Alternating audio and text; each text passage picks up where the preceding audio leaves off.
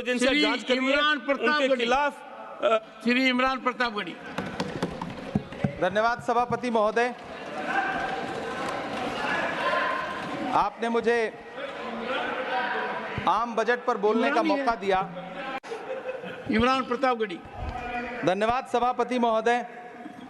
83 minute 71 बार थपथपाई गई मेज, 14,417 शब्दों का बजट भाषण और उस बजट में अपने लिए राहत तलाशती मिडिल क्लास की हैरतजदा आंखें। सभापति महोदय, मेरे हाथों में जो दस्तावेज है, दरअसल ये देश के किसानों, गरीबों, मजदूरों की उम्मीदों का स्मारक है। ऐसा लग रहा है जैसे वित्त मंत्री महोदया ने बजट नहीं तैयार किया है, बल्कि प्रधानमंत्री जी की मन की बात का संकलन तैयार किया है। टूटा हुआ लश्कर का भरम देख रहे हैं, टूटा हुआ लश्कर का भरम देख रहे हैं और जिल्ले इलाही के करम देख रहे हैं। ताकत का नशा अक्ल पे हावी है तुम्हारी, तुम देख न पाओगे जो हम देख रहे हैं। वित्त मंत्री महोदया ने इस बजट में महंगाई पर सिर्फ 10 शब्द बोला है। जिस देश में टमाटर 100 रुपए किलो बिक रहा हो, सभापति महोदय मेरा टाइम पॉज करें और बार बार इंटरप्ट करने को या तो मना करें। हाँ बोले, कृपया बोले। सभापति महोदय, वित्त मंत्री महोदया ने इस बजट में महंगाई पर सिर्फ 10 शब्द बोले हैं। जिस देश में टमाटर 100 रुपए किलो बिक रहा हो, उस देश की वित्त मंत्री के पास बजट में महंगाई पर बोलने के लिए सिर्फ 10 शब्द है। डीजल, पेट्रोल, आटा, चावल, दाल, सब्जी की महंगाई का तो कोई जिक्र ही नहीं। सावन चल रहा है तो प्याज और लहसुन का दाम पूछना तो शायद पाप होगा। मैंने तो यह भी सुना है कि वित्त मंत्री जी जो चीज खुद नहीं खाती हैं, उसके दाम से उनका कोई लेना देना नहीं होता। लेकिन इस बार बजट पेश करने के लिए पार्लियामेंट आने से पहले वित्त मंत्री जी ने दही और चीनी खाई थी। अब तो उनसे यह पूछा जा ही सकता है कि उन्हें दही, दूध और चीनी का रेट तो इन दिनों पता ही होगा। क्या उसे सस्ता करवाएंगी या नहीं सस्ता करवाएंगी? अगर पता है तो कृपया सस्ता करवाइए, क्योंकि इसी चीनी ने अमेठी में एक मंत्री महोदया का राजनीतिक कैरियर कड़वा कर दिया। सभापति महोदय, अपने शीश महलों में बैठे हुए सरकार के सांसद और मंत्री कह रहे हैं कि महंगाई कम हो रही है। संसद की कैंटीन से बाहर निकल करके एक चाय का कप खरीदिए, तब समझ में आएगा कि महंगाई कम हो रही है या बढ़ रही है। किसी एक दिन अपनी किसी मजदूर की तरह अपनी दिन भर की दिहाड़ी लेकर के बाजार जाइए और अपने बच्चों के लिए राशन खरीदिए, तब पता चलेगा कि महंगाई कम हो रही है या नहीं हो रही है। यहां बैठ करके बड़ी बड़ी बातें करना आसान है। ये चूनर धानी धानी भूल जाते, ये पुरवा की रवानी भूल जाते, जो आकर 4 दिन गांव में रहते तो सारी लंतरानी भूल जाते। सभापति महोदय, इलेक्टोरल बॉन्ड खरीदने के नाम छुपाने वाली सरकार, इलेक्टोरल बॉन्ड खरीदने वालों के नाम छुपाने वाली सरकार इन दिनों आम के ठेला लगाने वालों के नाम जानना चाहती है। मुझे तो होटलों, ढाबों या आम के ठेलों पर नेम प्लेट लगवाने वालों से पूछना है कि कभी खून की बोतल पर देखा है किसी का नाम लिखा हुआ? मुझे पूछना है कि क्या कोरोना के दौरान अपनी उखड़ती हुई सांसों के लिए ऑक्सीजन तलाशने वाले किसी इंसान ने ऑक्सीजन लाने वाले किसी इंसान से पूछा था कि ऑक्सीजन लाने वाला इंसान हिंदू है या मुसलमान है? मुझे पूछना है कि लावारिश लाशों के लिए कोरोना में कांधा देने वाले, चिताओं के लिए लकड़ियां सजाने वाले किसी इंसान से पूछा गया था उसका नाम, उसका मजहब? लेकिन इन दिनों पूछा जा रहा है। सभापति महोदय, अफसोस देश के प्रधानमंत्री जी ने कभी न टूटने वाली चुप्पी ओढ़ ली है। सभापति महोदय, जनता ने 63 सीटें कम क्या कर दी, ये सरकार तो अमृतकाल का नाम लेना ही भूल गई। ये भूल गई है अमृतकाल को, ये भूल गई है मनरेगा को, ये भूल गई है मौलाना आजाद नेशनल फेलोशिप को, ये भूल गई है मणिपुर को, ये भूल गई है महाराष्ट्र को। मुझे गर्व है कि मैं राज्यसभा में महाराष्ट्र का प्रतिनिधित्व करता हूं। महाराष्ट्र जो देश की आर्थिक राजधानी है, जो टोटल कॉर्पोरेट टैक्स का 40%, इनकम टैक्स का 32% और जीएसटी का 20% इस देश को देता है, उस महाराष्ट्र के लिए इस बजट में एक शब्द नहीं है। आप बैठ जाए। सभापति महोदय, आखिर महाराष्ट्र से किस बात का बदला लिया जा रहा आप है? कृपया बैठ जाए। महाराष्ट्र बैठ ने जाए। लोकसभा कृपया चुनाव बैठे नहीं में बोले। बाबा साहब अंबेडकर माननीय के संविधान को बचाने के लिए नहीं वोट बोले। क्या कर दिया? प्रधानमंत्री जी तो महाराष्ट्र से बदला लेने पर उतर आए।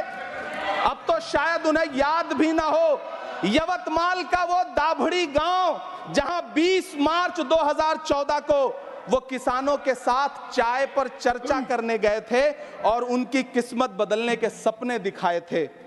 उसी यवतमाल में पिछले 6 महीने में 132 किसानों ने आत्महत्या की है। सभापति महोदय, महाराष्ट्र में हर महीने 209 किसान आत्महत्या कर रहे हैं। राज्य सरकार द्वारा सौंपा गया आंकड़ा बताता है कि 1 जनवरी से 31 मई के बीच 1046 किसानों ने आत्महत्या की है। लेकिन अफसोस, इस बजट में महाराष्ट्र के किसानों के लिए कुछ भी नहीं है। किसानों से चिढ़ी हुई सरकार ने बजट में किसानों के एमएसपी की लीगल गारंटी नहीं दी। लेकिन याद रखिएगा, जो किसान का नहीं वो हिंदुस्तान का नहीं। सभापति महोदय, मुझे वित्त मंत्री जी से पूछना है कि वो जो कुछ साल पहले 100 स्मार्ट सिटी बनाने का ढोल पीटा गया था, सुना है उस ढोल में पानी भर गया है, इसीलिए आपने उसका नाम बदल करके सिटीज ऑफ ग्रोथ हब्स रख दिया है। अच्छा है, नाम बदलने का खेल खेलते रहिए। आपकी कई सरकारें तो इसी वजह से चल रही हैं। इस सरकार को पढ़े लिखे लोगों से दिक्कत है सभापति महोदय, इसीलिए इस सरकार ने यूजीसी का बजट 66% कम कर दिया है। वाह री सरकार। सभापति महोदय, मैं वित्त मंत्री जी के संज्ञान में लाना चाहता हूं कि किशनगंज में एएमयू सेंटर के पास 224 एकड़ जमीन है। यूपीए सरकार ने सोनिया गांधी जी की अगुवाई में 136 करोड़ रुपए एएमयू किशनगंज सेंटर के लिए सेक्शन किए थे। लेकिन आपकी सरकार ने पिछले 10 साल में उस 136 करोड़ में से सिर्फ 10 करोड़ रुपया रिलीज किया है।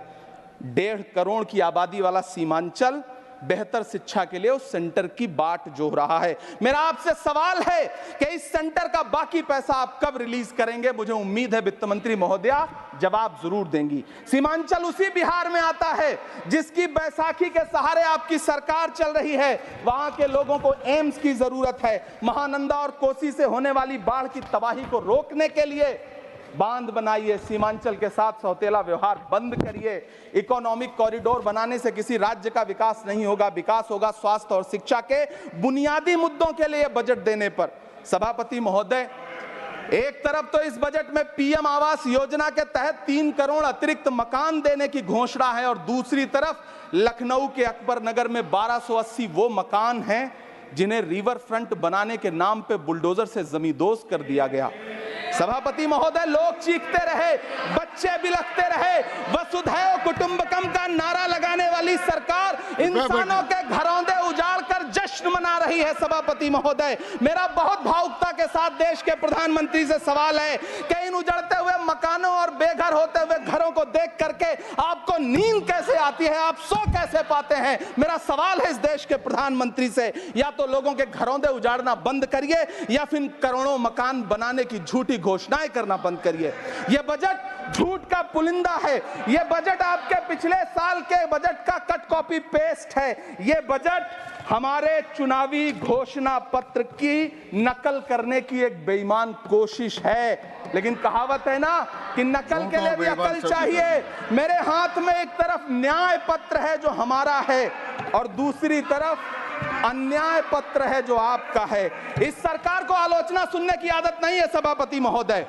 जब आप इनसे सवाल पूछिए तो ये कहते हैं कि आप बताइए 70 साल में आपने क्या किया है। मैं तो इस सदन में कहना चाहता हूं सभापति महोदय कि हमसे 70 साल का हिसाब मांगने वालों, जो सरकार अपना चलाया हुआ 2000 का नोट 7 साल नहीं चला सकी, वो हमसे 70 साल का हिसाब मांगती है। सभापति महोदय, मैं अंत में आपसे यह कहना चाहता हूं, यह बजट बैसाखी पर टिकी हुई सरकार का कुर्सी बचाओ बजट है। इस बजट में राज्यों के साथ, किसानों के साथ, नौजवानों के साथ, महिलाओं के साथ, देश के मिडिल क्लास के साथ अन्याय किया गया है और इस अन्याय का खामियाजा आपको महाराष्ट्र, हरियाणा और झारखंड के चुनाव में भुगतना पड़ेगा। सभापति महोदय, इस सरकार ने नोटबंदी लगाकर देश की आम जनता की पूंजी कृपया छीन ली। बैठे बैठे नहीं बोले, गब्बर सिंह कृपया। टैक्स लगा करके छोटे व्यापारियों के कारोबार छीन लिए, पेपर लीक करवा करके युवाओं की आंखों से नौकरी के सपने छीन लिए, अग्निवीर लाकर देश के जवानों की उम्मीदें छीन ली, बुलडोजर लगाकर लोगों के आशियाने छीन लिए, महंगाई लाकर देश की जनता की थाली से निवाले छीन लिए और नारा लगाया कि हम तो सेवक हैं, 18-18 घंटे काम करते हैं। इन्हीं लोगों के लिए किसी ने शेर कहा है कि जो सच और झूठ में दूरी है वो दूरी समझते हैं, सियासी हाकिमों की हम भी मजबूरी समझते हैं, वो अपना हक समझते हैं निवाला छीन लेने को, डकैती को बहुत से लोग मजदूरी समझते हैं। हमें पता है कि कैसी मजदूरी की जा रही है। सभापति महोदय, मैं यहाँ खड़ा होकर के अंत में आपसे कहना चाहता हूं कि इस बजट में तमाम राज्यों के साथ अन्याय किया गया है, इस बजट में युवाओं के साथ अन्याय किया गया है, महिलाओं के साथ अन्याय किया गया है और खास तौर से महाराष्ट्र के लिए कुछ नहीं रखा गया है। महाराष्ट्र बाढ़ से जूझ रहा है, पानी बरसने से वहां 1500 से ज्यादा लोग मारे गए हैं। उस शहर को, उस राज्य को 4000 करोड़ के पैकेज की जरूरत है ताकि जो फसलें बर्बाद हुई हैं लोगों को राहत दी जा सकी। लेकिन अफसोस इस बजट में महाराष्ट्र के लिए ऐसा कुछ भी नहीं है। मैं आखिर में यह कहना चाहता हूं कि पिछले 7 दिन से इस बजट का बड़ा ढिंढोरा पीटा जा रहा है, इसे महान बताया जा रहा है, लेकिन कौन महान बता रहा है? सत्ता पक्ष के लोग, उन्हें तो बताना ही है। क्योंकि मैं अवध क्षेत्र से आता हूं, प्रतापगढ़ से, नीरज भाई भी अवध और पूर्वांचल से आते हैं।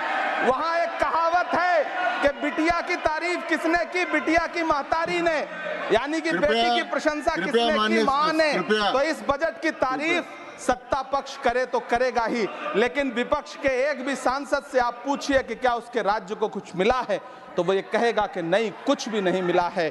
बहुत बहुत धन्यवाद सभापति महोदय, मुझे आम बजट पर अपनी राय रखने के लिए। धन्यवाद।